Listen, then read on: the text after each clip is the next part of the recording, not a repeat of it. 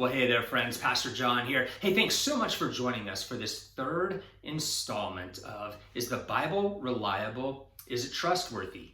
Before we tackle the Old Testament today, I just want to point out that studying this is important. For example, in the Old Testament, there's many prophecies about Jesus Christ. Now, if those prophecies were faithfully and accurately recorded, and then it was faithfully and accurately recorded in the New Testament that Jesus really did fulfill those prophecies, we've got to do something with that data.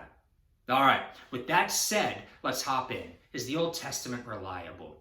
Well, I looked to a scholar at Biola University, a man named Sean McDowell. He's helped me to understand just how painstaking the process was for copying a scroll of the Old Testament.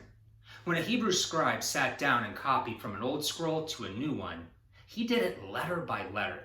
Not word by word, not line by line, but letter by letter. Pretty painstaking. Then when he completed it, one of his peers, another scribe, would review his work. They would count the words, they would count the lines, and made sure that they lined up. He would then go through, and if he found 3 mistakes in the letters, then that scroll was thrown away. Already we can see that there's a pretty high care in transmitting and copying the Old Testament. Well, we have data that bears out that it has been faithfully recorded. For example, the copy that seminary students use of the Old Testament dates to somewhere between 800 to 1100 AD.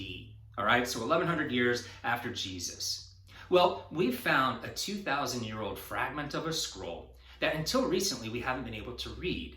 It belonged to a synagogue that was burned down, and so the scroll was a burned hunk, way too brittle to unroll. Well, now researchers in Jerusalem and at the University of Kentucky have been able to use high-resolution imagery like CT scans to actually create a digital readout and printout of this scroll. We can see it, we can read it. It contains the first 2 chapters of the book of Leviticus and is a 100% match.